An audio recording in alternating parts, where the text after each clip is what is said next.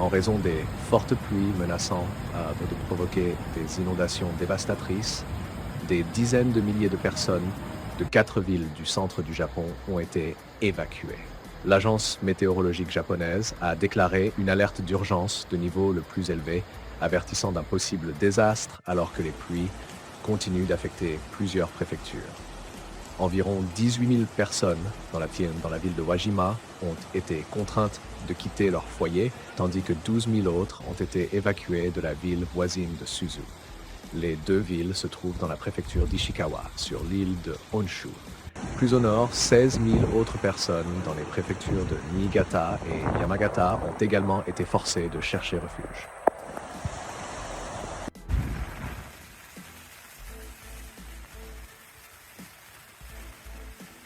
La situation devient de plus en plus grave. 12 rivières ont débordé, inondant des villes et des villages. À Wajima, des rues entières sont sous l'eau et les autorités locales ont confirmé que 3 rivières dans la préfecture d'Ishikawa se sont déversées, provoquant de graves conséquences dans les zones environnantes. Les services de secours travaillent activement pour minimiser les dommages et prévenir d'autres destructions. Selon l'Agence de gestion des incendies et des catastrophes, au moins une maison a été détruite par un glissement de terrain, mais l'ampleur exacte des dégâts reste inconnue. La région a déjà été confrontée à des désastres. Plus tôt cette année, Wajima et Suzu ont été gravement touchés par un tremblement de terre le jour de l'an. Le tremblement de terre d'une magnitude de 7,5 a causé la mort d'au moins 236 personnes, détruit des bâtiments et des infrastructures, provoqué des incendies et laissé des traces de destruction encore visibles. Les efforts de rétablissement se poursuivent, mais maintenant les habitants se retrouvent à nouveau face aux forces de la nature. Au cours des dernières années, le Japon a fréquemment été confronté à des phénomènes météorologiques extrêmes, y compris des fortes pluies provoquant des inondations mortelles et des glissements de terrain. Les paysages affaiblis, combinés à des pluies torrentielles, créent des conditions propices au désastre, et de nombreuses communautés tentent de faire face à des menaces récurrentes. Ces événements rares deviennent de plus en plus fréquents, obligeant le pays à s'adapter à un climat changeant. Les services gouvernementaux continuent de travailler jour et nuit, établissant des abris pour les évacuer et coordonnant l'aide. La menace d'inondation et de glissement de terrain reste élevée, et les services de secours appellent les gens à rester vigilants, car les conditions météorologiques ne s'améliorent pas. En Corée du Sud, les autorités s'attaquent aux conséquences des fortes pluies qui ont conduit à une inondation généralisée. L'épicentre se trouve à Busan, la deuxième plus grande ville du pays. En seulement quelques heures, 270 mm de précipitations sont tombées. Les rues ont été submergées. La chaussée a été érodée, créant de nombreux affaissements allant jusqu'à 10 mètres de profondeur. Même des camions y sont tombés. Les services d'urgence travaillent 24 heures sur 24 pour atténuer les effets du désastre. Les autorités locales exhortent les citoyens à éviter de voyager dans les zones inondées. Les prévisions météorologiques annoncent des pluies continues, ce qui soulève des inquiétudes supplémentaires concernant une détérioration de la situation. Les experts avertissent des risques possibles de glissement de terrain et appellent à la prudence. La restauration des infrastructures pourrait prendre des semaines et dans certaines zones, même des mois. Dans la région du nord de l'Italie, l'Émilie-Romagne, une évacuation de la population est en cours en raison de la tempête Boris, qui a coûté la vie à au moins 24 personnes en Europe centrale et orientale. Les pluies torrentielles qui ont commencé en Émilie-Romagne mercredi après-midi ont entraîné des inondations dans le village de Marzeno à Brisighella. L'eau a afflué en aval, causant des destructions et menaçant la vie des personnes.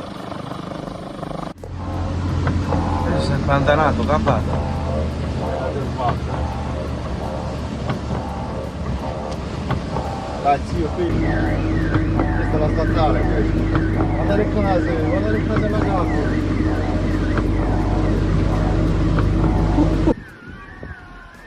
La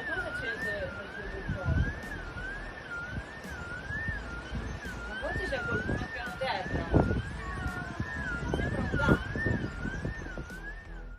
La mairie de Brisighella a appelé les habitants des zones touchées à évacuer leurs maisons. Le niveau de la rivière Savena à Bologne a également augmenté rapidement, nécessitant l'évacuation des résidents des rez-de-chaussée et des sous-sols des maisons dans les zones touchées. Certaines routes ont été bloquées en raison de glissements de terrain. Une alerte tempête a été émise pour l'Émilie-Romagne et la Marche voisine. Les écoles sont fermées et les gens sont conseillés d'éviter les déplacements et de travailler depuis chez eux. Les services ferroviaires ont été suspendus dans plusieurs provinces.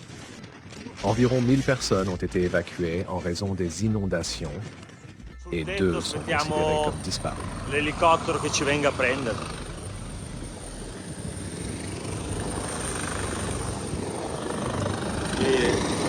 È un disastro. Depuis la semaine dernière, la tempête Boris a provoqué des inondations à grande échelle et des pluies torrentielles en République tchèque, en Roumanie, en Pologne et en Autriche. Les scientifiques avertissent que les précipitations extrêmes et les inondations deviennent de plus en plus fréquentes et intenses en raison de la destruction climatique d'origine humaine. Le groupe d'experts intergouvernemental sur l'évolution du climat indique que le réchauffement climatique augmente le risque d'événements météorologiques extrêmes tels que des inondations, des sécheresses et des tempêtes. L'augmentation des températures entraîne une évaporation plus intense de l'humidité, ce qui provoque des pluies plus fortes et des inondations. L'inondation en Basse-Silésie, dans le sud de la Pologne, causée par la tempête Boris, a entraîné des dommages considérables d'environ 955 millions de dollars. Elle a touché 2 villes et 25 comtés. Le ministre polonais des Infrastructures, Dariusz Klimczak, a indiqué que les dommages aux routes s'élevaient à 40 millions de dollars, tandis que l'infrastructure ferroviaire a subi plus de 52 millions.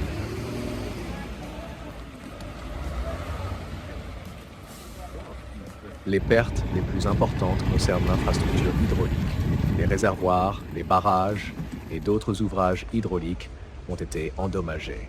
Le chef de cabinet du Premier ministre polonais, Jan Grabiec, a annoté que 739 localités se trouvaient dans la zone sinistrée, abritant plus de 2 300 000 personnes. 57 000 personnes ont été touchées et plus de 6 000 ont dû être évacuées. Selon les données préliminaires, l'inondation a détruit 11 500 logements.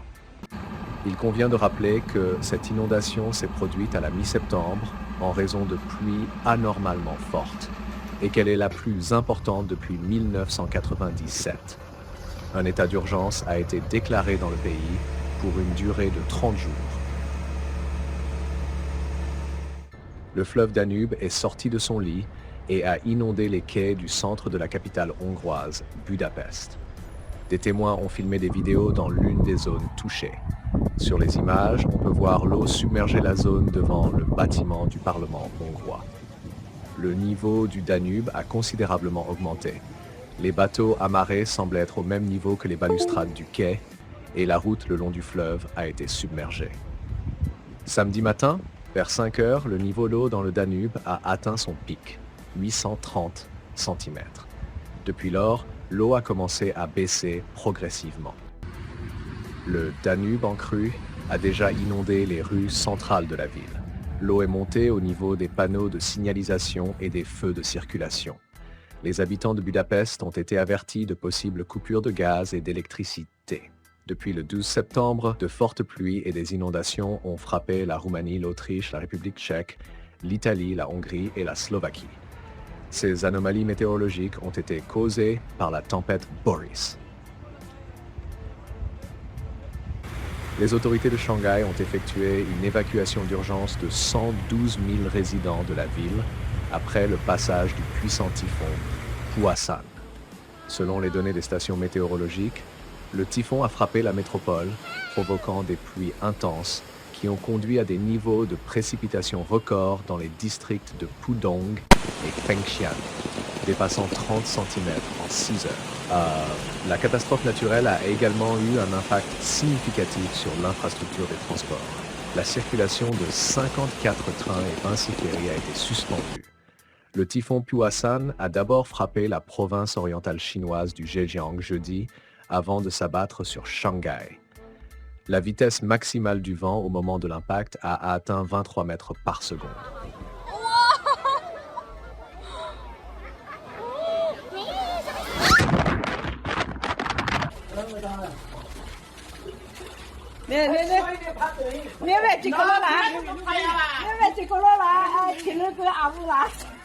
Il convient de noter qu'au début de cette semaine, Shanghai avait déjà subi les effets du typhon Bebinca, qui est devenu le plus puissant des 75 dernières années.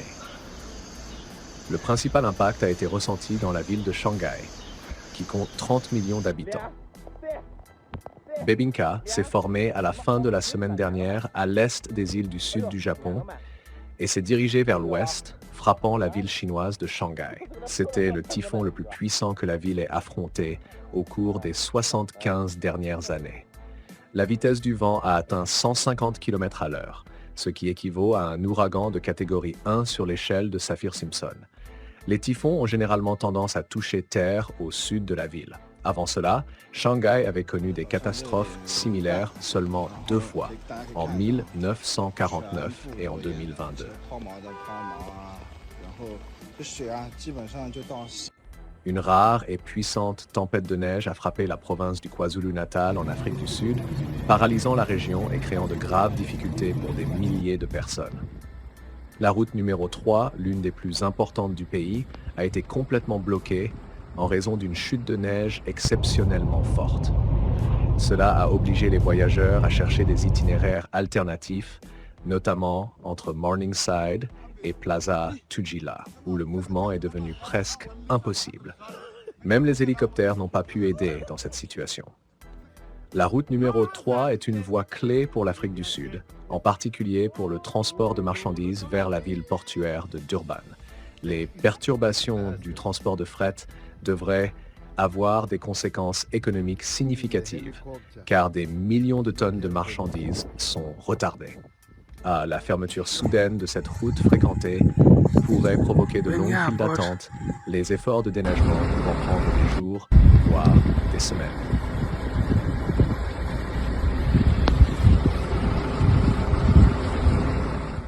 Tous les véhicules en provenance de Johannesburg ont rencontré de graves difficultés. Le ministère des Transports a exprimé sa profonde préoccupation pour de nombreux voyageurs bloqués sur la route, en particulier ceux qui ont été contraints de passer la nuit dans des stations-service le long de l'autoroute enneigée. Les services d'urgence ont rapidement été envoyés pour aider, mais dimanche matin, aucune blessure ni décès n'avait été signalé. La tempête de neige a entraîné la fermeture de 3 postes frontières avec le Lesotho. L'agence de contrôle des frontières a signalé de graves dangers sur les routes, dont beaucoup sont devenus complètement impraticables. Des vidéos sont apparues sur les réseaux sociaux montrant des voitures, des camions et des bus coincés dans de profondes congères. Le service météorologique sud-africain a émis des alertes concernant des conditions dangereuses dans la région, notant que la tempête de neige pourrait entraîner la mort de bétail et des dommages aux cultures. Les cols de montagne dans plusieurs zones sont complètement fermés. Dans de nombreuses communautés rurales, l'accès aux services essentiels a été interrompu et les résidents se sont retrouvés isolés alors que la neige continue de tomber, rendant certaines zones inaccessibles. Bien qu'aucun décès n'ait été signalé, la forte chute de neige a eu un impact sérieux sur toute la province. Les écoles et les entreprises ont été contraintes de fermer et les services publics ont rencontré des difficultés avec l'approvisionnement en électricité. Le poids de la neige sur les lignes électriques a causé des coupures dans plusieurs régions, laissant de nombreux résidents sans électricité pendant plusieurs heures.